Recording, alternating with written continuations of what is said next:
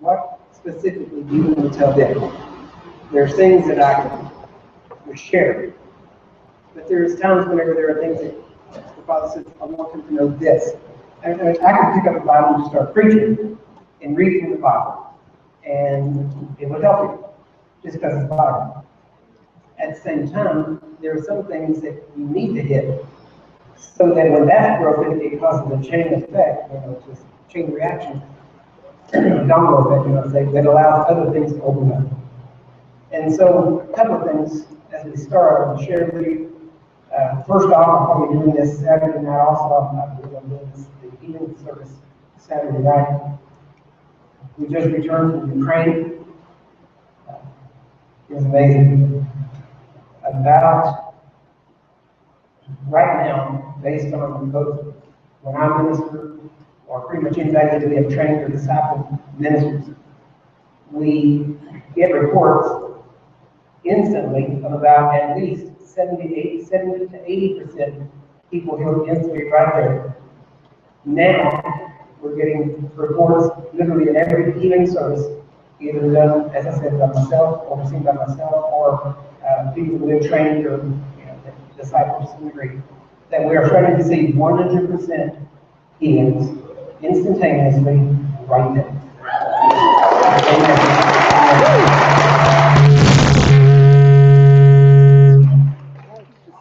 Just that raw power. The reason I'm telling you this is because, number one, before you can see something, you've got to believe it. And the Bible's very clear that if preachers don't preach, how can people believe? Now, my life's goal was to never preach anything that I'm not experiencing or have walked in. I didn't come here to give you theory, I didn't come here to give you ideas, or especially not my opinions. But we are going to look at some things that the Bible says, and there's a couple of questions I want to ask you. One of the things early on, I'm just going to ask these and then we'll move on. First off, how many of you attend a church, fellowship, group, meeting, anything Christian-oriented where you're being taught, and you're going there and you're being told that you're a sinner, that you're unrighteous, dirty dog, can't get right with God, got things in your life stopping God from helping you or ministering to you? How many of you go to a place like that? Why? Why would you go to a place like that? Okay, honestly, that's not the Word of God. If you're not a missionary there, you can't change it. Get out of that dumb dead thing. Go among the living. You will never rise above what you hear constantly preached at you. You have to realize that. Go to where people preach the Word of God and tell you the heart of God, and tell you what God did in you and for you and will do through you. That's where you should fellowship. That's who you ought to hang out with. If you're going to hang around with people that tell you what you can't do, if you're going to hang around with people that are going to tell you how bad you used to be, or how God can't help you until you get off the sin out of your life, or any of those other things. All that stuff, whenever I first started, that was the standard. That was what was taught. And in roughly 20 years now, most of that has died. It's not the same anymore. Used to there were meetings like this. Used to, I'd be invited into a church that I preached one time and that was it. I didn't get invited back. Number one, I didn't run back and forth and yell and shout and wave handkerchiefs and do all the stuff they thought I should do. That's pretty calm. Pretty much stood there and just talked and just shared testimonies, shared what the Word of God said. And all I was trying to do is let people know that this works regardless of personality. The Word of God works regardless of your temperament, regardless of your personality, regardless of how you do things. Because God loves people. Jesus died for people. He didn't come for buildings, he didn't come for all these other things. He came for people. And that's one thing that the structured church seems to have forgotten. Now we can err on either side. We can go so legalistic, get all the sin out, do all this just right, say it just right. I mean, I was raised up in a time where everything was a formula. Say it this way, say it this many times, do it this way, and it'll work. If it doesn't work, it's your fault. And so that was the standard. And you can err on that side, or you can err on the other side that just says, oh, we don't need any organization, don't need any connection, don't need any fellowship. Let's just go out there and just do it, which is, you should be doing it anyway. But the Bible is very clear that we need to be together.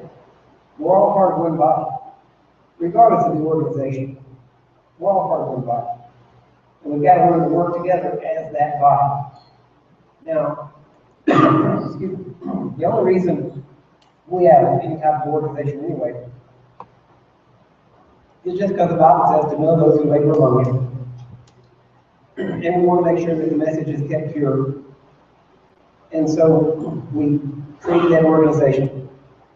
It's passed down to us originally. We didn't really want it, to be honest with you, because I wasn't interested in that. That's one of the results. And so we started looking at different things, but people started asking us, if we leave this group, this church, what do we do? Where do we go? So we had to start giving them a place that they can feel at home. So, a couple of things I want to ask. Again, another question. Do you still live like you used to? Has things changed since you came to Christ? Or even after you came to Christ, when you came to Christ in a real religious setting?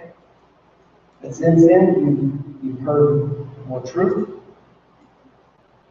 And really what it comes down to is, if your life hadn't changed, what makes you think you have? Because what's in you is supposed to be seen on the outside. And what we know is this. The Bible is clear. Pete referred to it this morning, that we can transform our lives by the renewing of our minds. Now that renewing isn't an automatic thing, it's something that you do. I don't know if we get a chance to talk about that. I have 3 opportunities at this point to be able to minister to you. That means I'm not going to be able to get too deep into any one area in that period of time. I didn't really come here to motivate you. Hopefully we will inspire you to do something. But really motivation comes from inside you. Really nobody can motivate you. They can inspire you. See, your motivation brought you here.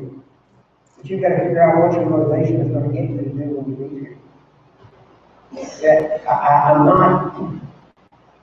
I believe strongly in accurate doctrine, but at the same time, people have to put it into practice. They have to live it. It has to be, you can't say, I believe this, but here's how I live. That's not going to win the world. The world is looking for people that live what they say they believe. Years ago, I was riding in the back of the truck. I remember praying what seemed to me a really holy prayer. And I thought, this is really going to impress God. Because it's so holy. I said, oh God, when will I ever live what I believe? And immediately he spoke back and said, you are living what you believe, you just don't believe what you think you do. So immediately I wanted to speak to somebody else. There was no one else to talk to. So. But it will help wake me up. We've got to get past this dichotomy, this splitting between what we say we believe and how we live. I actually brought a book I was going to show to you at some point, maybe I'll bring it out. But, we have the luxury to gather here, talk about these things, fellowship with people of like mind, hang out here, and just enjoy ourselves here. And honestly, to many Christians, Christianity is a hobby. They go to places, they go to conferences, and they go back home and they talk about it, but it's a hobby. And their lives aren't changed. And there's a book I encourage anybody to get, everybody to get. It's called The Underground Church. And roughly 30 to 40,000 Chinese people are being born again every day. Every day. And it's because the Chinese underground church is doing what Christians are supposed to do. We want to see a revival, but most people want God to drop it out of heaven on people. And revival is carried through your lips. It's carried through your hands. It's carried as you go out. That's one of the reasons whenever persecution came to Jerusalem, it scattered the church. And everywhere the church was scattered, churches grew up, believers, people were saved, became believers, and the persecution actually worked in God's favor. Jesus had already told them, leave, go into all the world. And yet, 15 years later, they're still sitting in Jerusalem. And they didn't scatter until persecution. See, we have the luxury to gather here. To be able to sit and talk about these things, and at this point, not really worry about what anybody thinks about it, whether they like it or not. We don't have to worry about, again, at this point, government officials waiting in the parking lot to get your names and confiscate your stuff. The Chinese believers, every one of them that accept Christ immediately becomes a criminal. Immediately. Now, I've heard all kinds of different preaching all over the world. And very honestly, a lot of it, I remember sitting there and thinking, if this was the preaching I heard of the gospel, I would not give my life for that gospel. I got you. Let me turn this one off.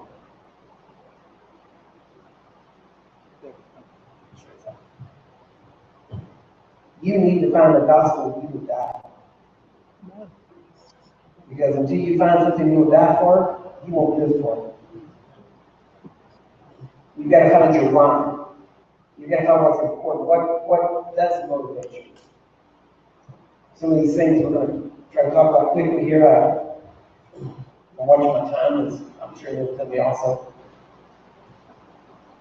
But I was just noticing some things. Back years ago, how many of you, okay, I guess first off, how many of y'all know who I am?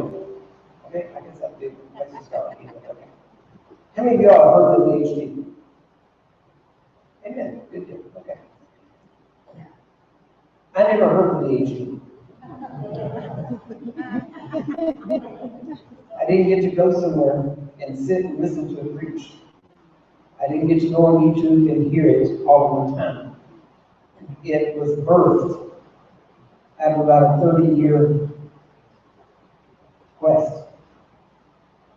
That quest started at my daughter's grave. Well, if I went back, and one of the things that we have to realize, whether we like it or not, we don't get to choose the way things are.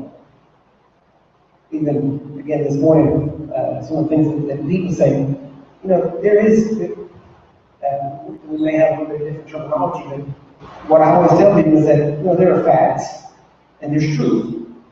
God's word is truth. Your sickness, your whatever it is, those are facts. We don't deny them. They are facts. The determining, and I should say that your experience with God is determined by which one of those you agree with.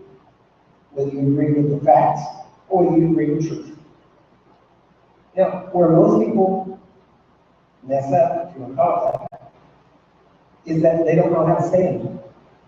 They don't have the grit to stand. Most of them pray and you don't see results. Oh, it must not be God's will. Oh, it must be sin in the person. It must be this problem. It must be that problem. No, there has to be a grit.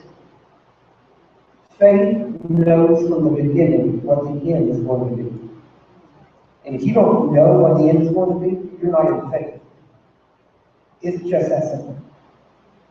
Now, I'll tell you this. Faith for a believer is the most natural state. And for a believer, faith is just it's like breathing. You just believe, you just live it. It's not something you work up. You know, you don't get up in the morning and take a deep breath and try to hold your breath and run on that one breath all day. But that's when people do faith. They try to take scripture, build up a whole bunch of faith, and then run on it until it runs out. Faith is like money. It's only good for the day you use it. You can't save it up for tomorrow. You can prepare for tomorrow. But tomorrow requires faith for itself. And you have to walk in faith every day. And that whole idea, you choosing what you're going to believe. Whether you're going to believe the truth or whether you're going to believe the facts. That's going to determine your experience with God. Now, when I was, before, if you'd asked me, I said I was a Christian. But I was a Christian as much as I knew at the time. And at the same time, I was teaching martial arts. I was in martial arts. I started when I was 9. And I practiced a particular art that was called JKD. And the essence of JKD is very simply this. You have to see things the way they are. Most martial arts do not see fights as fights. They see it through the eyes of their style. You go to a Taekwondo school, Taekwondo people practice against Taekwondo people, and they practice against Taekwondo techniques. Now, maybe not all of them, but the majority. Same thing with Judo, same thing with Japanese karate, different Wu styles. They all practice against each other. When that's great, you're going to fight somebody in your school. But most of the time, you don't fight people in your school. But yet, they want to see a fight through the eyes of their style. Well, that's what Christians do. Most Christians most Christians see the fights in their life through the eyes of their denomination. If your particular denomination doesn't believe in power, and you get sick, guess what? It must be God teaching you something. Or that you see it through the eyes of your denomination, or church, or whatever you want to call it. And you can see it. Years ago, John Lake did a sermon called Progression or Evolution of Christian Consciousness. And he talked about how before there was a baptism in the Spirit, speaking in other tongues, as of 1901, people thought baptism in the Spirit was God giving you the power to overcome sin, which is still an aspect of baptism in the Spirit. But then, as they seem to evolve, they started realizing there's more to it than that. And they started saying, wow, speaking in other tongues is connected with baptism in the Spirit. And then they made that into a denominational doctrine and almost ruined it too. And so you can see this constant progression.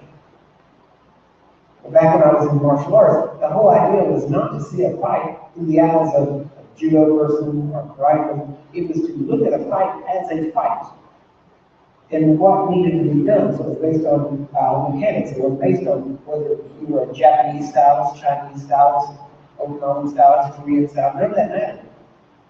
No matter who you fight, you're probably going to have 2 legs, 2 arms. And so they're only going to operate a certain way. So it's not about a nationality or ethnic. It's about what you can physically do. And so that's how we trained, was that when we trained, we would train for street fights and we had a park tournament. And we had to train in a way that we practiced against boxers, we practiced against karate people, we practiced against taekwondo people, we practiced against grapplers, against punchers, strikers as they would say now, kickers. We trained against all of these different methods. But we were trained mostly to see things as they are. We don't have the luxury as Christians to see things the way we want to see. And yet that's most of the preaching out here around the world. As I've heard around the world, most people preach based on how they want to see things, how they would like it to be. And see, sometimes what we forget is that we didn't make this up. God did this. He wrote the book. He knows how things are. And how we read the book is usually jaded or tainted by who we hang around with. And so there are times that when I first started, as most of you know the story of my daughter, I had to go against the grain. I wasn't trying to. I wasn't trying to be, a rebel or any of that other stuff that they call me. I was just trying to find truth. But I didn't want Baptist truth. I didn't want Pentecostal truth. I wanted Bible truth. And I had to decide, I will follow this Bible. Even if it tells me I'm wrong, I will change to line up with it, rather than choose to believe what some group tells me to believe. It's funny because the big controversy, we hear these things all the time. It's okay, grace versus law versus works, versus sin versus us. And it's funny because, honestly, when we first started, we were seen as almost as heretics. Why? Well, actually, we were called heretics at one point. We were called cult. People still call us that sometimes. They just don't know what that word means, so I'll look it up. But we don't violate any of the orthodox beliefs of the church. But when we were called heretics and these things, we were looked upon because I would ask questions nobody liked. And when they gave me a stupid answer, I would tell them that's a stupid answer, it's not right. And they didn't like that. And so, but the main thing is that all this stuff we talk about, one of the things I've noticed as I go around the world, see, when we started, like I said, the first thing, and to my knowledge, we were, if not the first, we were definitely one of the first people to actually tell you, you know what? God will heal you even if there's sin in your life. And He'll even use you to heal others, even if there's sin in your life. And that was heresy. Because they were using that to keep people in shape and to keep in check. So they were using that to say, well, so you get the sin out, you can't get healed. And they said that because they couldn't get them healed, so they had to have a reason why they couldn't get healed. Rather than just say, sorry, I just don't have faith. Because they were the leaders and they didn't want to say that. But the truth is, faith works. When you believe, you get results. It's that simple. And if you're not getting results, you ain't believing. Again, just that simple. There's reasons why you can believe, there's reasons why you don't believe. Most of them, honestly, can be seen out in Mark chapter 4. The cares of this world, deceitfulness of riches, lust of other things, you get distracted. And that distraction chokes out the word. That's one of the things I love about going overseas. When I go overseas, myself and doesn't work. On purpose, I can make it work. Because I don't want my office calling me, telling me what's going on, telling me about something going on. I want to focus. And I don't want any distractions. We were in, as I said earlier, in Ukraine recently. We had roughly 2,500 to 3,000 people in the meeting the very first night. The first thing that we did, well, we had about 3,000 in the meeting, we had another 10 to 12,000 watching by internet on closed circuit. And they were speaking Russian, so I had to have an interpreter. And the very first night, I told them, how many of you have pain? Didn't know like a good 80, 90%. I said, all right. And I just started saying, in the name of Jesus, right now, pain, I command you, spirit of pain, false pain, tormenting spirit, spirits of infirmity, I break you down. You have no place here, you do not belong in these people, you have no right here. So you will leave them now, in Jesus' name. And I said, in the name of Jesus, now!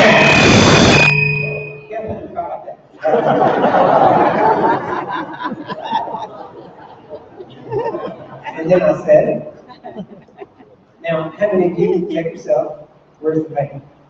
I said, how many of you were healed of pain? You have no pain now than you did earlier. And literally 100% of you. Wow. And I told him the main point. No man touched it. Jesus did it. And He did it by His Spirit living within Him. He didn't come down from heaven. He's in you. And all He did was push out that pain when I gave the command. I said, all Jesus is waiting for is a believer to give a command. And the people got it. I can tell you other stories. I'll probably take some other testimonies later on. People be able to die. We have a testimony on video. Healing, whole, complete. Prayed one time. She had a back brace on, couldn't even get up. She got up, started moving. The doctor said, "You take that off, your bones are so brittle, they'll all break and you'll be paralyzed." She peeled that thing off, started moving, and then started dancing, and then started moving around. Pretty soon she was jogging back and forth, and then she was just dancing around and running back and forth, completely healed. Had already told her children goodbye because the doctor said she wouldn't live another week. And she was completely healed. When I walked out of that building the last day, they were in the middle of the congregation. As I walked down the aisle, they called my name, I looked over at them, they smiled real big and waved at me. And that man gave his testimony that he had his wife back. That's Jesus. Hallelujah. Hallelujah. That's not the way we do.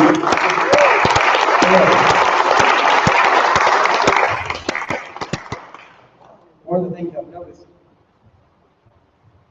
is that from the beginning, it's funny because we were one of the first quote-unquote grace teachers. Back when we started, everything was involved. Everything was legal. Do this, do that, do this, you don't do that, you won't get this. Everything was legalities. Everything was legalism. And we were the first ones saying, you know what? God loves you so much. He will heal you even if I have sin in my life, just because he loves you. And I can trust him to heal you even if there's sin in my life. Why? Because I know he loves you. And we saw the results of it. And it was funny because people saw us and they called it heresy at that time, like I said before. And now we go around, and it's funny because now some people would even call us legalists. And it's because, honestly, it's just very simple. God's power is mechanical. Anybody can learn to use the power. You don't even have to be born again. And God will heal people in your hands. Now, he'll be working outside of you. Won't be working the floor out of you. But he'll still heal people if you lay hands and say, be healed, just because he wants to heal people. And you cannot be, you might not even be saved. But yet you believe that Jesus will heal somebody, and he'll use that faith to set people free. And so when we started saying how mechanical God's power is, everybody said, oh, you're legalistic. And it was funny because then as we started traveling around, we started realizing, you know, a lot of the people that they call grace preachers talk more about sin than some of the legal preachers do. That's all they talk about. And the fact is, if you listen to my preaching, I don't talk about sin much. Why? Because I'm so busy doing the do's, I ain't got time to do the don'ts. That's how it goes. I don't worry about sin. I'm not worried about mess up. If I do and I know it, I apologize. Just like if we were walking down this hallway and I bumped into you and knocked stuff out of your hand, I'm not going to walk and go, well, you know, grace comes in. You're going to say, he's rude. You know, you can at least apologize, right? At least help me pick up the stuff and knock it. Isn't that right? Well, come on. Let's just be real. And so if I know that I, you know, do something that quote unquote is not right, I apologize to God for it. You say, well, he doesn't care. Okay, well, I care. Why? Because to me, it's a matter of character. It's a matter of integrity. So now, am I walking, you know, carefully every second? Oh, what's God going to do? Is he going to smack me down? If I do this wrong? Did I make this? Oh, God, did I have a big mistake today? God, what did I do wrong? If you tell me, I'll fix it. I don't live that way. That's not freedom. That's bondage. That's bondage. And see, our lives are to call people to Christ. Why would people want to come to Christ if you're no different than them? Because they can be like you already if you're not different. And so the whole point is I've gone around and I've seen what is being preached and what's being said, and everybody gets results. I mean, it's amazing how people get results. You can't base results just on, or you can't base a person's accuracy of doctrine just based on results. Yeah. William Graham had great results. His doctrine was really messed up. So you can have different things. What does that mean? That means William Graham knew how to believe God. He trusted God. That's what it means. So as we look at these things, we have to realize, what is our life? Do you have a gospel you would die for? Is there a point that you would break? Is there a point that you wouldn't bend on? Is there something? Because I can tell you, I found a gospel that works. I found one that's worth my life. I found one that Jesus gave his life to give to me. And because of that, I honor him by the way I live. I don't do any, I don't believe in salvation by works. I believe, and because I believe, I work. But I also know that the words that I live in my works, it's the Father in me, he doesn't. So it's not something I go, oh, I healed the sick today. Curry Blake has never healed a person in his life. And neither do you. If you made that healed, it was the Spirit of God working through you. So even that is works. And yet other than the words of God being worked through. So all this stuff, we spend so much time talking about stuff that doesn't matter. So much time. Whenever we've got people right here in this city, I'm sure, I'm not from here, but I guarantee you they're here, that need what you already know. Now, I believe in conferences. I believe in coming together and training and equipping and sending people out, but at the same time, at some point, we just have to wake up and believe what the Word of God says. We cannot be those people who are always learning and never come into a knowledge. There is a growth. There is a process of growth. But honestly, most of you, this week, maybe I'm wrong, but I will almost be willing to bet that most of you are not going to hear anything this week that you would say, wow, that's new. I've never heard that before. Because honestly, if you do, it's probably not true. Because there's nothing new under the sun. The Word of God, at least our part of it, is at least 2,000 years. It's there. If I came to you with some weird scripture out somewhere and you look at your Bible, it's not there, guess what? It's not Bible.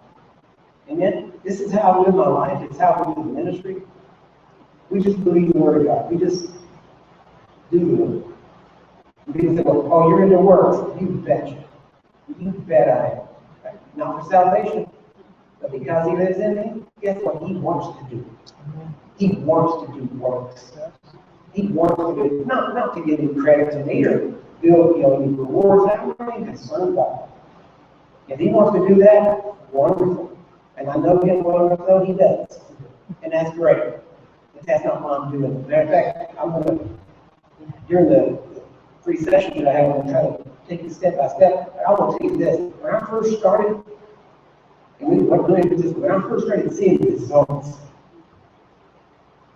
I didn't love people the way people thought I should.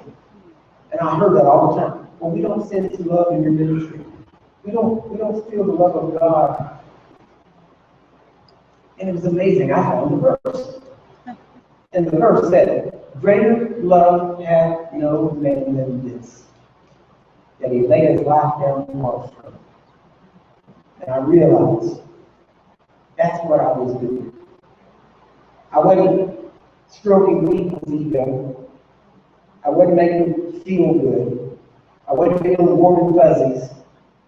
But I was laying down my life to learn the truth about Him.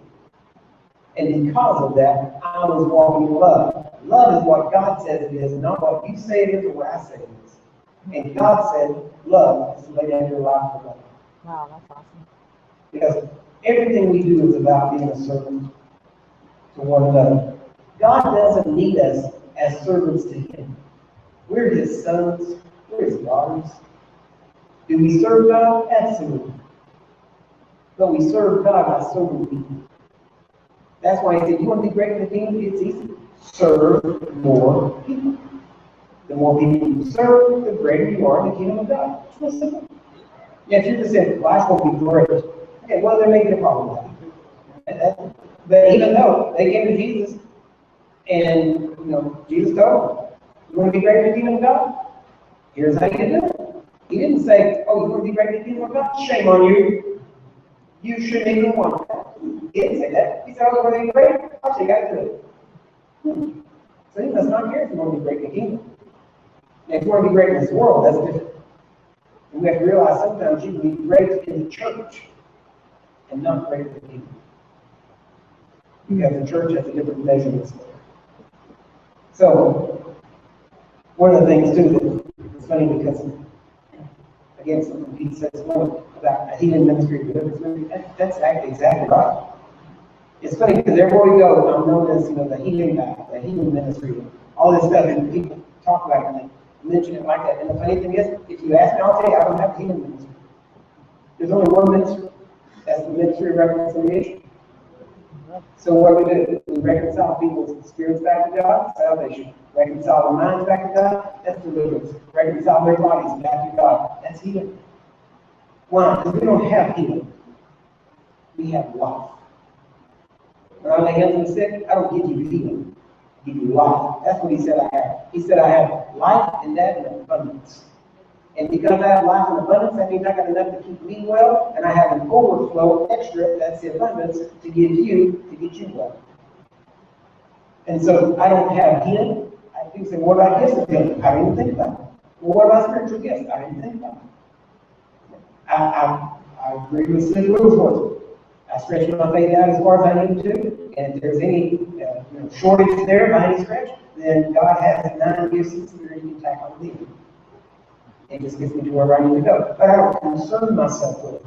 Why? Because gifts were mentioned in the most carnal church in the Bible. Why did they have gifts? Because they were carnal. And God was still using them. Isn't that amazing? I challenge you, go back to the Bible, to the Old Testament, and count how many times God spoke to a heathen. Isn't that amazing? He spoke to heathen all the time. He spoke to Abimelech. Isn't that right? A heathen king. What a righteous king? Heathen king. He spoke to him. Said, I'm fixing to kill you for what you're doing here. He said, I didn't know.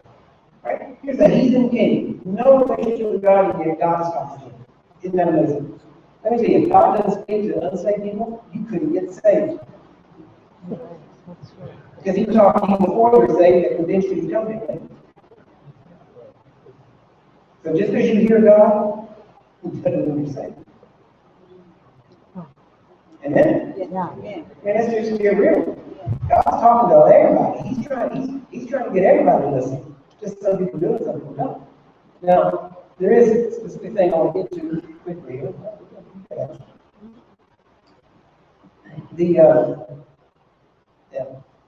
It's funny because, like I said, people say I'm a healing guy, I'm a healing ministry, and it's funny because my life is not determined by what people say about me. Just because they call me a healing guy, doesn't mean a healing guy. It's what God said. And when God talks to me, you know what he says? Son. Hallelujah. He doesn't say apostle, general overseer. He never calls me innocent. He calls me son. Back after I closed down the martial arts schools, I knew God wanted to preach, just didn't know what or how or anything else. I remember one day I went back to work. I used to work in fast food. And I went in on management. I went in this fast food place and I told them my job. And they said, okay, here's your background. You can be a manager with pitch in here. I'm like, no, I don't want that. I don't want any of that. I'm going to come in, punch my time card, do my job, do it well. But I don't want responsibility. I don't want this position. I don't want the concern of this store on my back. I want to walk away. I want to walk away and get the store. I just want to be an employee because I'm studying at home and I want to focus on my studies. I study the Bible course. And then one day, one of my ex-students called me and said, I've got a proposition for you. He said, man, this was back in the day, so he promised me, he's like, I guarantee you $50,000 a year, guaranteed, plus any private lessons you do, you keep the money for private lessons. And a private lesson usually got anywhere from $175 to $300 per hour. And so this is sounding pretty good.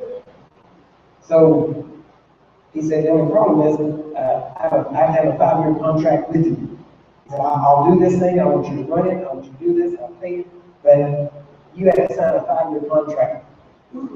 He said, because I'm sinking a lot of savings into this, and I can't have you just walk away, because that's what I did in my school. I just locked the doors, put a sign on the door, call my students and close them done. He said, I can't do that. I'm sick in my last seconds. So I was walking to work one day, and I just told God, walking down the street, said, Father, I gotta know right now what you want me to do. Because if I sign this contract, I am not available to you for 5 years to preach like you want me to do or any of these other things. Now, at that time, I wasn't preaching anywhere, so. But I said, if I sign this contract, I'm unavailable to you because I will have to devote myself to this for 5 years. I said, now I have to know what you want me to do. Do I do this or do I not?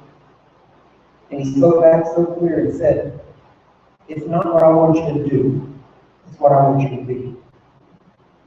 And he said, I want you to be my son, and I want you to be happy.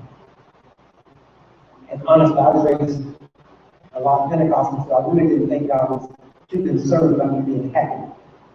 And so that shocked me actually, whenever he said that.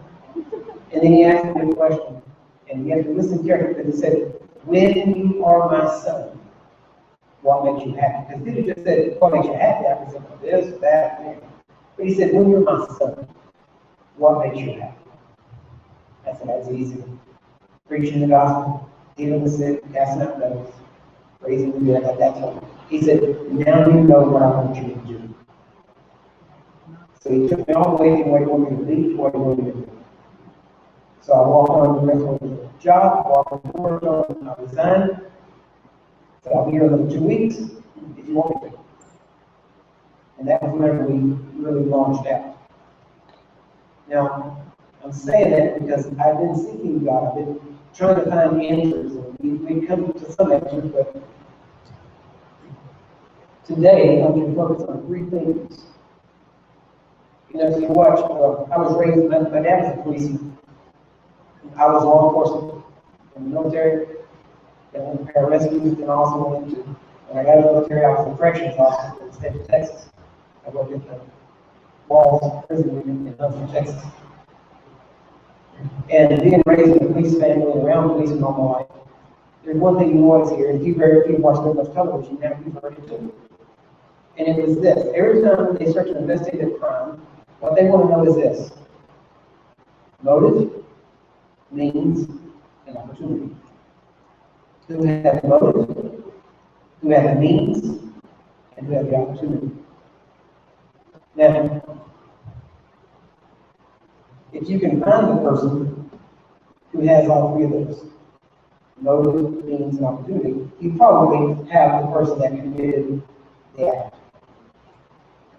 So I started looking at these things up. The word motive means a reason for doing something. Or it can mean also that which produces physical or mechanical motion. Then I looked up means. Means means the actual ability and or method of committing an act. Now, what did they do it with? So did they have motive, and what did they do it with? Did they do it with a hammer, a gun, a knife? What did they do it with? Means. Then finally, opportunity. Opportunity means that could the perpetrator actually be able to do it? Were they actually present? Did they actually have the ability to do it by being present when it's done? Well, most of the time, police look for motive, means, and opportunity after the fact, after a crime. So for the next few minutes, what if we look at motive, means, and opportunity from a kingdom perspective? If we do that, we have to find out, what is your motive? Do you have means? And what is your opportunity? So, that's what we're looking at. First off, I'd ask you, is your motive a kingdom motive? Or is it a selfish motive? God's been, actually this has happened several times lately too. He has awakened me in the middle of the night, and the same question keeps coming up. Are you dreaming God's dream for your own? A lot of people use God, use the ministry, use different things for their own advantage, for their own benefit. Sometimes it's easy to spot, sometimes it's not. if we're here at a Kingdom Awakening, we have to realize that we're here for a purpose. This isn't just I would assume, I mean, on my basis, what I'm thinking, maybe I'm wrong, but I would assume that we're here to learn and know and understand and maybe even be taught how to better advance the kingdom. Not just in our lives, you need it in your life, but also outside of your life. See, until you find something bigger than your life, you're never going to step out. You got to give yourself to something bigger than just, living good, bigger than the American dream. You got to go beyond that. This thing is so much bigger than that. And God's idea of His kingdom and what it means. And when you look at it, think about it. I know people that would be sad if God's kingdom would actually be realized truly, realistically, right now. Why? Because if God's kingdom idea was perfectly realized, we'd have no need for a healing ministry. Think about that. If everybody was experiencing God's dream, we wouldn't be healed sick. Then are we healed? Why? Because that's what Jesus said. This is what the kingdom's like.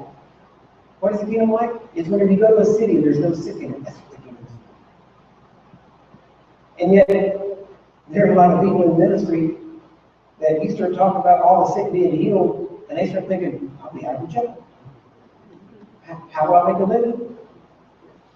See? And the whole idea is that's what we're supposed to be working toward.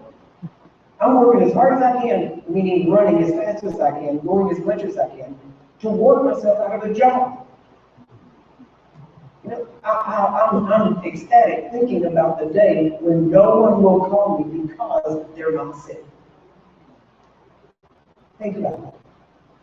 I'm not happy that people are sick and need me. Okay, that's a broken individual that needs to be needed, and that's why they're in the ministry. See, that sets people up to be manipulated, used, and all kinds of stuff. We're here to expand God's kingdom, to demonstrate His kingdom. One of the main things that most of you have already said that you've heard the DHD say, and I expected that because, I know why you came. But we have to realize, at some point, we're going to quit talking about this stuff and just live it. And it's going to be so common that there's nothing to talk about other than just hanging around, hanging out with each other, and doing this stuff. That's what John Lewis used to say, just doing this stuff. See, that's what we need to do. It's not about, we're always trying to figure this thing out. Faith means you don't have it figured out. You just know who has it figured out. See, I was blessed. I was with Dr. Summerall for years, and that's the one thing that he always said, faith just keeps on walking. You just trust God, and you just keep on moving forward, and you do what He said. And as you do that, it starts working, that's really all we did, was we started weeding out. In fact, I tell people all the time, you don't need to know more about healing. Your problem is not that you don't know enough. Your problem is that you know too much of the wrong stuff. That's why many of you, if you've had lack of success in seeing the sick healed, that's why. It's not what you don't know, it's too much of the stuff you do know. I was asking God, why aren't we seeing more people walk like Jesus, including myself? Why don't I see it more even in myself? And He says, real simple, your mind's not renewed. I said, okay, well, how do I do that? And He took me on this whole journey through mind renewal. I started analyzing this thing, looking at it, going to the Bible, and seeing what it said, and I realized God never intended it to take 30, 40, 50 years for your mind to get renewed. It should be fast. The reason it takes a while is because you get it in maybe 20-minute, 30-minute, or an hour-long doses every Sunday. That's not enough to get your mind renewed. And so they have to keep telling you the same thing over and over again. Your mind's not renewed. Your mind's not renewed. And I know that. Well, how do I fix that? Well, that takes time. It can take a long period of time and a little bit each time, which takes even longer. Or you can condense it and do it in a short period of time because you get totally immersed and because you go completely after it. But the thing is, as soon as you do that, guess what? You'll be called cold. because that's what cults do.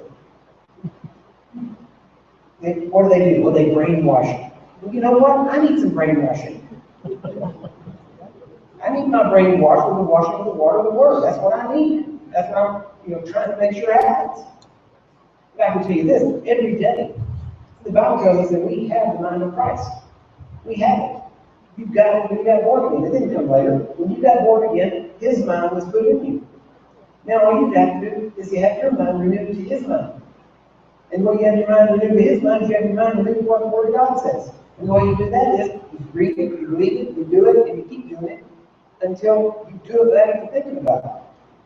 And then when you hear somebody talk about sickness or disease as though it's normal, it shocks you. People say things like, that just makes me sick. And you're like, really? That does? Wow, you're really easy to make sick. And it becomes strange to you. And the more normal becomes strange to you, the more your mind is renewed. Most of you, your mind is already renewed to a degree. You know what that means? That means that much of your mind that isn't carnal anymore. Right? People say, hey, that carnal mind keeps talking to you and arguing with you. And finally, you just need to decide, no, I'm not going to believe that. I'm not going to act that way, I'm not going to talk that way, and you systematically, I'm not talking about just discipline, even though discipline is good. The Bible tells us to exercise ourselves unto godliness. There is steps that you can take. That's what disciples of Jesus are. They are disciplined people, but not legalistic people. See, legalism is why I tell you, you want to be a part of this group? Here's what you have to do. If you're not like that, you don't believe this way, and talk this way, and dress this way, and speak to me this way, then you're not part of the group. That's legalism. And now the legalistic part is whenever you dress and talk and act that way just to fit in. That's legalism. But the fact is, we need to be disciplined in our life. Let me tell you, there are areas in my life on purpose. I am legalistic. Guess what? I'm married. I am legalistic about being married. Amen? I'm legalistic about it. I mean, there's do's and don'ts. Right? Why? Because I'm legalistic about it. Why? Because there are certain ways that if you put yourself in the wrong situation, guess what's going to happen? Wrong things. People say, well, what's the big deal about sin? Today we're talking about the definition of sin. What's the big deal about that? It's all been taken care of. Why am I worried about it? Okay, guess what? Even if it didn't affect you in the future, in eternity, in your walk with God or anything else, guess what? There is this thing called sowing and reaping. It's still an effect. Be not deceived, God is not mocked. Whatever man sows, that shall he reap. You sleep around, guess what? You're going to need healing. Why? Because that's the results of sin. See, we talk about sin as just an act. It's not that. It's the repercussions of it. It's the fact that sin dulls your senses. It's the fact that sin dulls your attitude toward God, even your hearing from God. It's the results of sin. The wages of sin is death. You know that. And there are stages of that. God wants you to walk in fellowship with Him. How many of you have been baptized in the Holy Spirit? Okay? How many of you have just been baptized in the Spirit? You say, wait, what's the difference? I just want to draw a difference to the fact that He is the Holy Spirit. He's not just the anything goes Spirit. Amen? Yeah. Around the throne, do you realize every day angelic beings are saying what? Holy, holy, holy, holy. Not power, power, power. Not even grace, grace, grace. Holy. Amen. Does that make sense to you? You understand that? Yes. That's not live right. Why? Not to get right with God, because He made me right with Him. And that rightness flows out through everything else I do. It's real simple. It's not legalistic. I mean, is there anybody here that wants to sin? You want to, nothing's changed. You still want to go do the same old thing. You can't wait to, do the same thing you used to do. You're planning for Friday night. You're waiting. Anybody? No, you don't want to. Why? Because that's what's in you. That's the difference. Well, let's forget about that stuff. And let's move. Let's do the things of God. Let's walk with God. Let's find out who we are. Which is what, I know it's what Pete's ministry is about, it's what our ministry is about. People think about healing, it's not. You want to work in healing stronger? Find out who you are. That's why healing works. It's because you're connected. You're the branch connected to the vine. His life flows through you. Now you start to realize what it means to be a son. When you start to walk as a son, everything's different. A son doesn't walk around and go, did I mess up? Am I out of your will? Am I going to get, did I lose my inheritance? A son doesn't think that way. A son thinks, lose my inheritance? Are you kidding me? It's mine. It's mine. This is mine. Everything my father has is mine. That's the way a son thinks. My father has, see, that's what we have to realize about Jesus. Do you realize the way Jesus was on this earth, you're not like him. You're not as he was. As he is, so are we. You get that? Mm-hmm. Now, in his essence, he hasn't changed, but he has overcome. Right? He's overcome all the stuff. He's overcome the world. Well, guess what? As he is, so are we. What? How do we overcome? By our faith. We overcome. We're overcomers. It's not something you're going to be. You already are. That's the beauty of it. One of the ways I used to train people like this is a really slow person. And they won't learn to follow. And I knew they were too slow, and they would get hurt. And so anyway, I'd take my fastest guy, had the fastest punches, and I would get them to either hold hands together, or I would have them take their hands together. And then I would tell the fast guy, start punching, start out slowly. And then as he punched, the other guy, the slow guy's hands, went the same speed. And I told the slow guy, relax. Don't tighten up. If you tighten up, you'll slow down. Relax. Just relax. And just let him guide your hands. And pretty soon, the guy that could punch fastest was causing the slow puncher to punch just as fast as the fastest guy. And once we did that a few times, the slow punching guy had new muscle memory. Then we took the tape off, had him punch, and the slow puncher guy could punch as fast as the fast puncher guy. Why? Because I had them work together. That's discipleship. And all he had to do is realize, oh yeah, I can do this. It is possible. And once they realize that, but the hardest part about it was getting them to relax. Well, what's that? Christianity, what do we call that? Learning how to rest. That's what everybody asks. How do I pray for this? How do I pray for that? How do I do this? How do I make this? Okay, calm down. Take a deep breath. Relax. And realize this. Even if you don't know how to pray, you can still get them healed. How? Read Mark 16. They shall lay hands on the sick and they shall recover. Doesn't say anything about praying. Why do you need to pray? Don't pray, you'll mess it up. Just don't pray. Just lay hands and let them recover. But how do I pray? Stop. You don't have to pray. Right? It didn't say we have to pray. It didn't say anywhere there that they were praying for anybody. The closest we get to that is in James. That the elders will come and that they will pray the prayer of faith. And the prayer of faith shall save, heal, deliver the sick. Isn't that right? That's the only time we hear it. And that's an elder praying for a brand new Christian that doesn't know anything. Okay, that's probably not you. Well, I haven't prayed for anybody in years. I don't even talk to people about their sickness. I found out. Sometimes I'll ask them, what do you need? Oh, I got this problem. Okay. In the name of Jesus, be healed. In the name of Jesus, cancer go. I tell them what I want to do. Maybe you've heard me talk about this. Move on quickly here, but I was in what was that? Somewhere. I don't remember what's that. Vancouver. Yeah, Vancouver, Washington. And I was in a Russian church. And they spoke Russian, and I had an interpreter. And when I began, I did not like interpreters. Now I love working with interpreters. I love it. Because you can have all kinds of fun coming up with all kinds of words that they're trying to figure out. Like, if you work with a Russian, I challenge you, use the word Wigglesworth.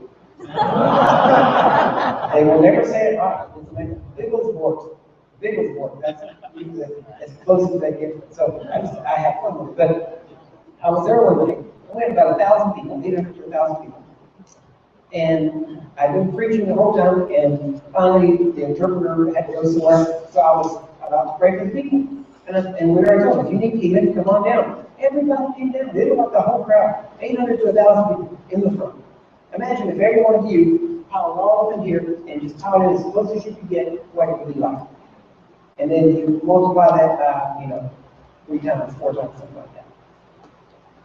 And when they came down forward, I was waiting for my interpreter, and I kept thinking, I can't wait here all night. Where's he at? And I realized he wasn't coming. And so I said, well, you know what? I'm going to do the same thing no matter what. No matter what, if I ask any person, what is your problem? They're going to tell me, and no matter what they tell me, I'm going to do the same thing. I don't change it based on them. If you come in and say, oh, I have cancer, I'm not going to go, okay, I'm going to turn the dial to cancer. Okay, and we got cancer dialed up, so we're good there. Now, I've got leukemia. Okay, we're going to dial it down for leukemia. We're going to change this dial. It's not like trying to tune in a frequency. No matter what you tell me, it isn't going to change what I do.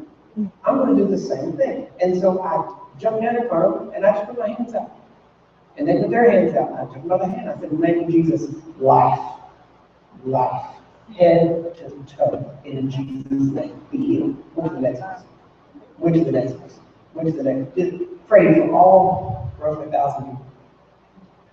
That was Saturday night. Sunday morning we came back. The pastor, again, they were all spoke Russian. He got up and he said, we want to take testimonies from last night. If anybody was healed, come down front. We want to take testimony. Whole crowd went down front. Everybody came down front. He said, no. Only, not if you were prayed for, only if you were healed.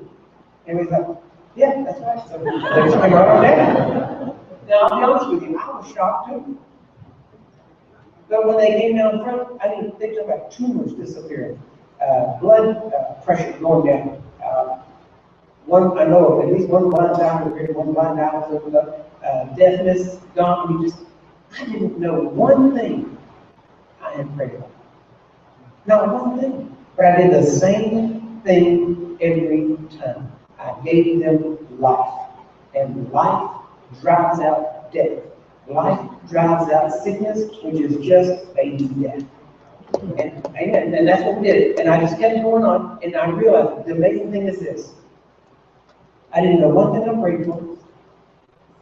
And yet all these testimonies came out, and I can tell you this. Those people, they were in awe of God because He healed them. But that day, God got bigger in my eyes. Because I realized I don't have to know everything. I just have to give what I have. That's what Peter said. I don't have silver and gold, but what I have, I give you. In the name of Jesus Christ of Nazareth, rise up. That's all I did to them. I did the same thing in Ukraine. I've done the same thing in South Africa. When I went to South Africa, we waded into over 300 people who had HIV, had been given up by doctors. They had been separated into a separate section because they don't go to mingle with everybody else. And they all had to put up signs that said HIV so people would know to stay away from them. And the pastor of the church said, you want to pray for them over there, or you want to take people through this other thing going over here? I said, I want the HIV. And so I went over there and walked in the middle of them and just loved them. Hugged them, took their babies, held their babies. They kissed me. The babies kissed me. I kissed the babies. I mean, it was just, when I come out of there, it was so hot. I was drenched in sweat, but I was drenched in their sweat. And we left that meeting, went around South Africa for about another 3 or 4 weeks, and before we left, went back there again, and they have reports of over 300 people healed of HIV themselves.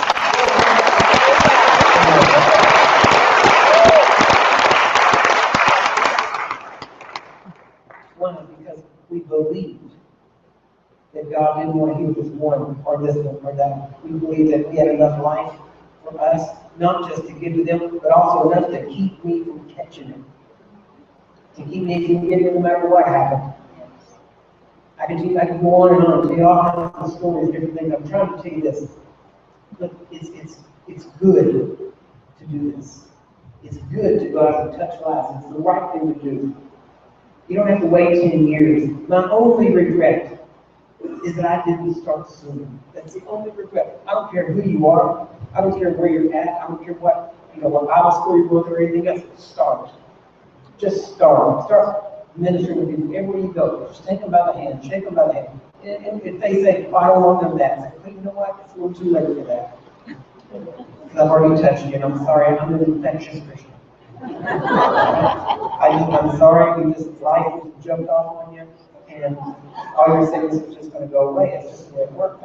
I'm sorry. I could have warned you to stay away, but you didn't. But you have to understand that. You have to believe that. You have to realize who you are. You're a son and daughter of the living God. Technically, it only says son and daughter. I only wrote it one time in the New Testament. Technically, even if you're a female, you're still a son. Why? Because there isn't neither male nor female in Christ. You're all one. So whenever you speak, Jesus speaks. It doesn't matter if you're male or female. Just recognize you're a son. What does that mean? Well, what does it mean to be a son? Well, look at Jesus. What did it mean for him? He had no sense of lack. He didn't even think it was possible to lack. When he went to a fig tree, what did he produce him? He's like, you're not going to produce for me? Okay, you'll die. He said, no, you'll never produce for me again. No, that's it. You had your chance. And then he walked in, and he said it loud enough for them to hear. And then the next day, Peter says, look, the fig tree that you cursed is dead. And he said, why are you surprised? You can do that. If you speak to a tree, it would be on a mountain or anything, it would obey it. He spoke to wind, he spoke to water, he spoke to waves, he spoke to nature. That's who you are. As he is, so are we in this world now. You shouldn't have any sense of lack. He needed tax money. What did he do? He sent a fisherman fishing. And had to tell him, after the first fish, come back. Why? Because fishermen never stop when the fish are back. Isn't that right? He would just stay there all day. Say, oh, come on back, come on back. Come back, right? Get it, come on back. Why? Because he knew his heavenly Father would take care of him. He said, the first time I sent you out, did you lack anything? No. Okay, this time you can take some stuff. Why? Because I had to get you to understand your Father will take care of you. See, there's going to come a point in your life that you're going to have to walk by faith. You're going to have to. Might as well start. Might as well choose your battles from the beginning. You might as well jump out there. You know what, I'm believing this. And the amazing thing is we're here to serve. So if you're going to do it, choose to do something that will help others. I have so many people ask me, how do I get started in the ministry? I have no idea. I don't know. I haven't done anything when they tell me. Everything, you should do this, you should do that. I haven't done it. All I know is this. Love God, love people. That's all I know. Reach out, touch people, help wherever you are. But I'm saying this, if you wait till you get a title to start helping people, people may say you're in the ministry, but you're not. Because ministry is serving. That's the bottom line. Get all that other stuff out of your mind and just realize we're here to help people. We're here to touch lives, to fix things, to make them look right. You know what I mean? Make them look like they live in heaven. Fix bodies. All this stuff that we need to realize who you are. The world is waiting for what you've already got. How many times have you going to listen? Let me ask you, how many of you have heard what we call the new man? We've heard that. Okay, about half. Okay? How many have listened to it more than once? 3 times. 5 times. Okay. Average about 5. And think about that. How many times are you going to listen to it before you decide to believe it's true? How many times are you going to listen to it before you decide, you know what, I'm going to share this with somebody else? I'm going to actually live this instead of hearing about living it. Instead of being encouraged to live it. It says in Hebrews that moving on, he said, let's go beyond this, let's go on to perfection. He said, let's quit talking about faith towards God. Let's quit talking about the doctrine of laying on of hands. Let's quit talking about the doctrine of baptisms. Let's quit talking about all these things, and let's move on into perfection or maturity. Think about that. So the movement of maturity means to quit talking about faith and start living. How many times are we going to hear it? At what point are we going to say, you know what? I'm not going to keep hearing that never coming to my knowledge of the truth. I'm going to live this life. I'm going to do this, and I'm going to take a chance. I'll tell you, you can ask my staff. My basic philosophy is this. This is either true or it's not. And if it's not, let's find out now, and we'll trash it. And if it is true, let's do it. Let's live it. Let's go beyond, because the world has still not seen what God can do through people who are totally abandoned to God. And that's all we do. We go around the world, and we it's funny because we go in there and we tell them, look, we're showing you this healing. So you'll understand that Christ in you can do this. The way I'm doing this is because Jesus is in me. He's in you, you can do this. And you know what happens? Guess what happens? When I say, do you get it? Everybody runs down front and says, will you pray for me? I'm like, I will, but you don't get it. He's in you. He wants to do this through you. He doesn't want to heal you through my hands. He wants to heal you through Him being in you and coming out of your spirit and into your flesh. More so, He doesn't even want to heal you. He wants you to live in health. He wants you to heal others. This is what we're called to do. Very quickly. We have to make sure that our motives are kingdom-based. What are we doing? Have we really died to that stuff? I know we're to reckon ourselves dead and sin. We're to reckon ourselves alive to God and unto righteousness. But what I hear, and I know that sounds good, I know that's true, I know it's vital. But many, just as you know, probably the religious group you came out of, they said everything right, but it didn't work. It wasn't working for them, and it was all a facade. They knew what to say, they knew how to dress, they knew what to do, they knew how to smile just right. But the reality was, they were still in bondage, still sick, still dying, still having problems, all this other stuff. We have to make sure that we're not just becoming religious-minded kingdom people. That we just go through the motions. That we just gather up and hear the latest testimony and ooh and ah. That we actually have been changed inside.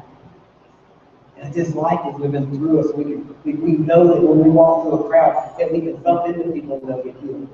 One, because they work with Peter's shadow and we work with our bumps. Amen? How big is your God? What can He do for you? Because I can tell you, whatever your limits are His limits. Because He flows through you. And you have to get the limits off of Him. If you can do that, you have to realize that my motive, I can tell you right now, my motive is to get it where nobody needs my hands, but they're actually, because it's not about you anymore. If you're in the kingdom, it's not about you. You're okay. No matter what, you're going to be all right. Now it's about them. It's about them that don't know Jesus. It's about them that don't know that He wants to provide for them. That don't know that He wants them to heal. That's what it's about. It's not about us. Just we're to be trained and be soldiers and do what we do. Not just be gluttons and spiritual gluttons and just sit around and gorge on the feasting on the meat of the Word of God. And then talk about how spiritual we are and yet not touch the world. This is who we are. We're sons and daughters of the living God. This is who we are. It's how we're supposed to live. Finally, very quickly here.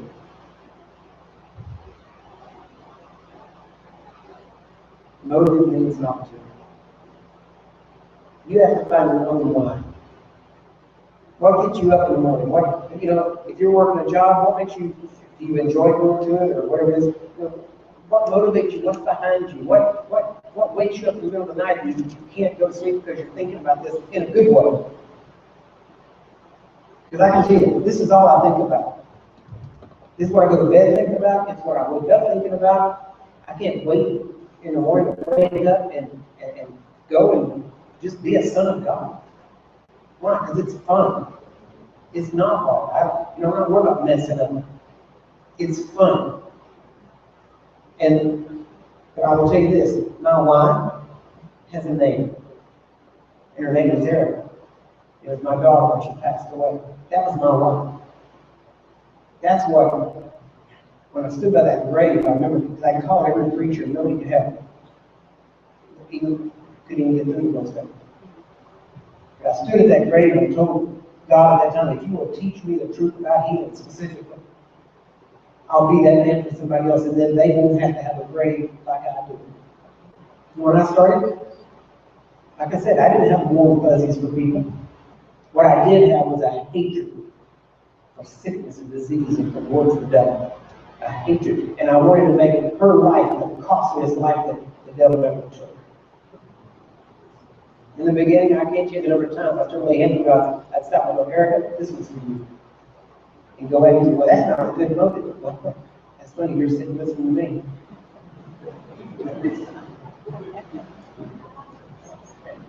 It got me here. It put a fire over me. It made me dissatisfied with all the religious nonsense that I heard. And I kept going after it, even though everybody kept saying it was crazy, it was wrong, all that thing. I kept on going, started finding truth, started sharing truth, started seeing results. See, at some point, you're just going to get just stubborn and decide this is what will happen. And you go after that in God, because God's goal for you is for you to look like Jesus. Not for you to walk around, like you said today, like looking like a homeless person. I never saw you as a construction worker. I can see it now. They say it. I would have never said that or thought that again. Okay. Back in the day, I was off the training for USC. So, but my daughter was the push. And I knew it was the enemy. I know you said, how do you know it's him? Because he's a murderer from the beginning. And I wanted to destroy his works. That's what I was pushing for.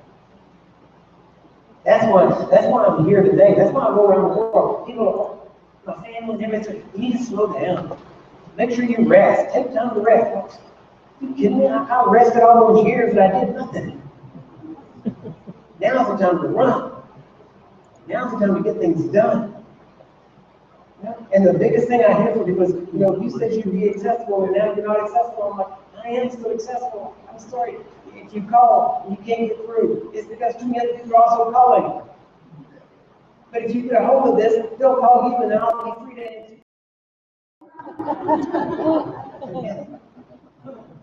I don't want to be needed. I don't need to be needed, and I don't want to be ordained. Amen? I know there's a song in there somewhere. Right now, the two on my head. But that's not why I'm here. I didn't, sign up to be a preacher. I found truth.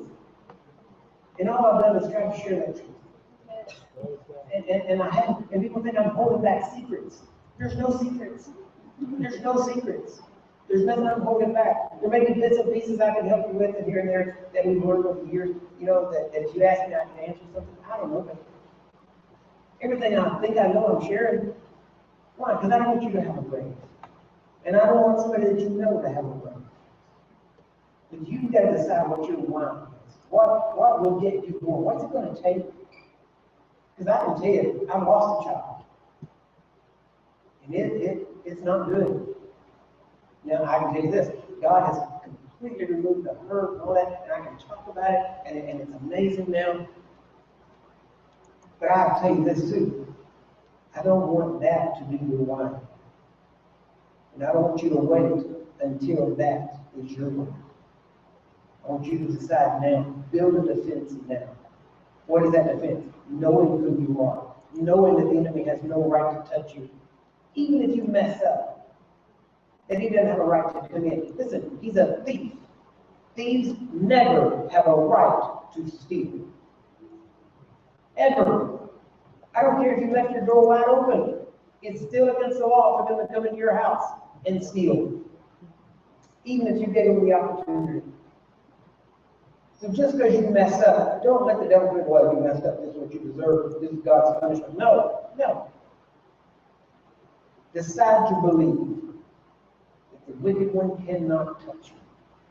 Because until you believe that, you'll be a little hesitant about putting your hand on contagious things.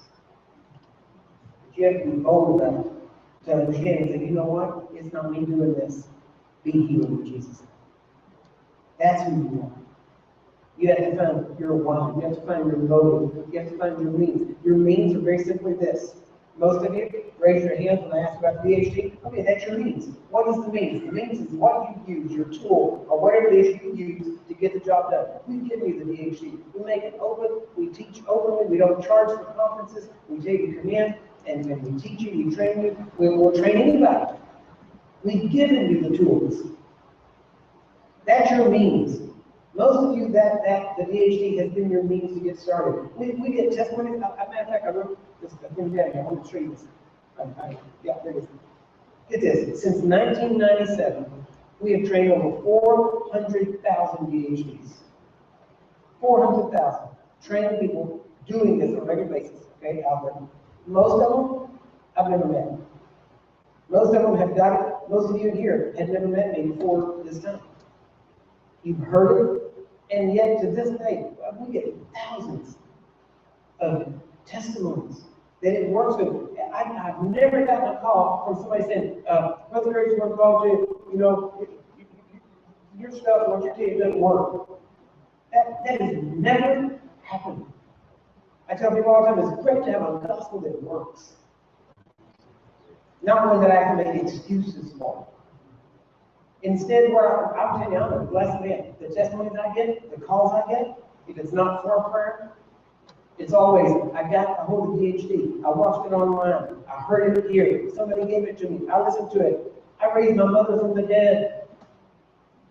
I listened to PhD and raised my mother, raised my daughter. I've got 2 testimonies in the last month of people being raised from the dead. Just because they heard a PhD online. No, special anointing being imparted. None of that stuff. Just truth.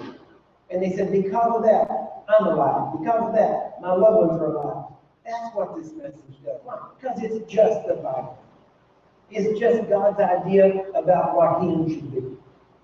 And it just shows you how you're supposed to live. So, that's what we hear. I can take notes. Just finish.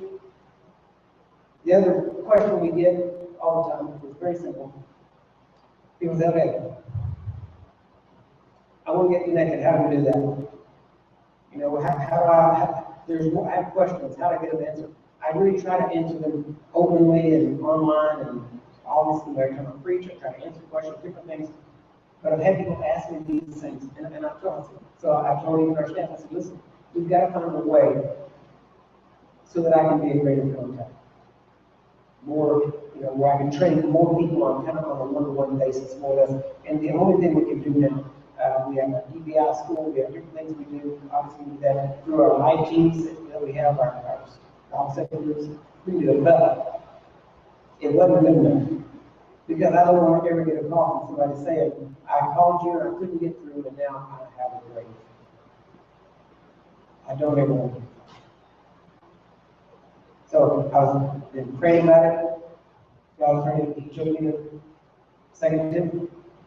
And he said, listen, you might not be able to reach everybody, but you can reach the ones that want to be reached. And so we put together this whole thing. Now we've got what we're calling Operation 222. It's just 2 Timothy 2:2 that we share with people who are faithful to pass it on to other faithful people. That's really what it is. I don't have time to share a whole lot and interact with people that just want it for themselves. But if they want to pass it on, I want to help them pass it on. And so we put together this whole thing now to where I can have contact with them, where I have ongoing training, and I'll be sending out emails to them, answering questions, that kind of stuff on, because I'm trying to get it to people. I'm trying to just spread it as much as we can.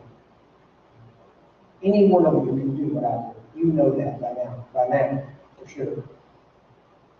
What that means is, if you were in the position that God has put me in, would you be sharing it as freedom? When you say yes, then why aren't you doing that already? Start something, start a home group. Get the material, sit down, go through it, turn on the DVD, share it. Well, I can't teach, I can't preach. Well, you can ask, so I'm told. So what? Share what you know. Amen? God wants to use you to set the captives free. He wants to use you. But to do that, you have to be kingdom-minded. You have to know that you're a son, that you have rights, that you have responsibilities. See, we're big on the rights. We're big on who you are. But you have to remember, who you are comes with responsibility. Maturity comes with responsibility. You are your brother's keeper, whether you like it or not. You are responsible to feed the hungry and clothe the naked. Yeah, you are, whether you like it or not. Well, Craig always tell us that. You don't want to hear that stuff. Well, I'm sorry, I got to tell you the whole truth. Not just what you want to hear.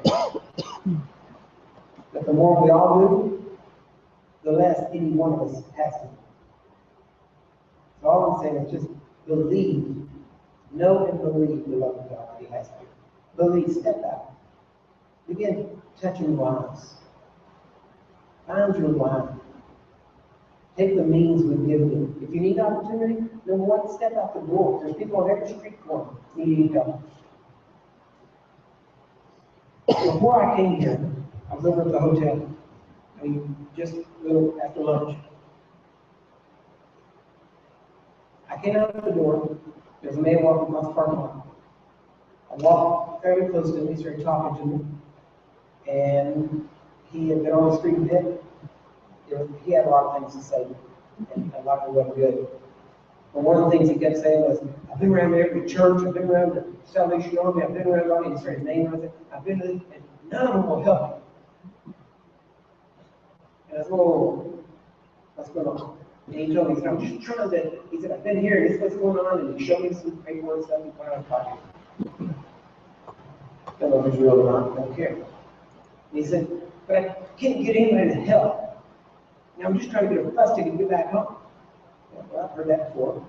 Put people on buses, and we saw them the next 2 days later, they came back again. I know how it's, I know how the game's played, right? But that's none of my business. My business is give to any man that asks me. That's what God said. Give to any man that asks me. So that's what I did. And I told him, okay, let's talk about it. Here's what's going on. And I said, you know what? I said, you come back around here this afternoon. I said, I gave him some money. And I said, because he kept saying, church people, and the Bible says, and he's quoting scripture accurately. He wouldn't make it up, he was accurate. And I was going to give him some money just because he said it right, So, and he said, I can't even get these Christians to even help. And I said, I'll tell you what. I said, I'm a preacher. He said, oh, I'm sorry for cussing. It didn't offend me. It wasn't anything I hadn't heard before. No big deal. And I said, I'll tell you what. I said, I'm in town. I'm a speaker at a conference. I said, I'll tell you what. Most people at the conference are staying in this hotel. If you come back around this afternoon, you see people walking in the parking lot, you ask them for help. And see if they'll.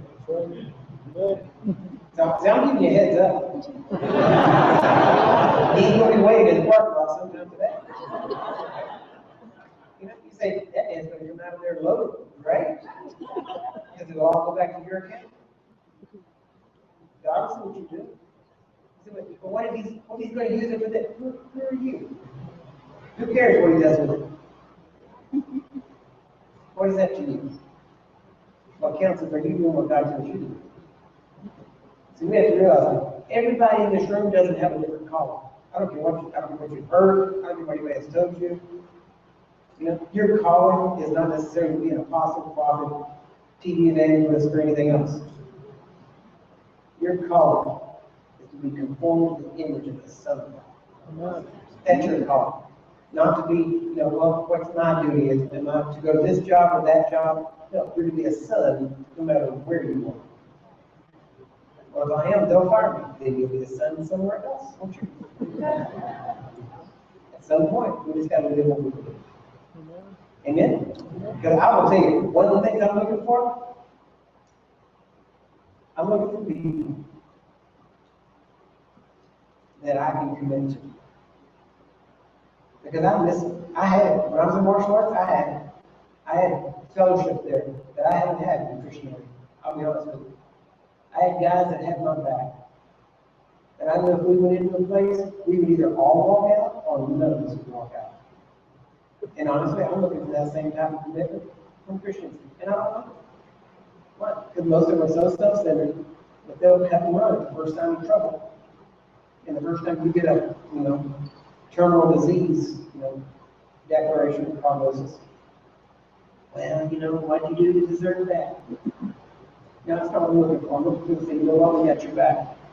We will pray. We will get this thing done. I'm looking for people, and that's what God wants. Greater love hath no man than this, and he that would lay his life down for us. All I'm saying is, are you my friend? I came out of nowhere. Anyway, whose friend are you? Are you God's friend? And you got his back. Are you cutting away? I'm looking for that kind of fellowship. You want that? I want that. There's no reason why we can't all have that. But honestly, many Christians have that. All they want to do is get and then run off. And do their own thing. That's great. That's what you want to do. And I'll keep pouring out. But I'm looking for that brotherhood. I want that fellowship. And it's hard to find. And honestly, that's the same communion God wants with every one of us. It's the same communion we're supposed to have with one another. That's the type of fellowship and brotherhood we're supposed to have. Amen? Amen. So, we're going to go over. I think I'm already, yep, sorry, yes. I'm taking my time. I'll keep talking. All right, well, let's get prayed.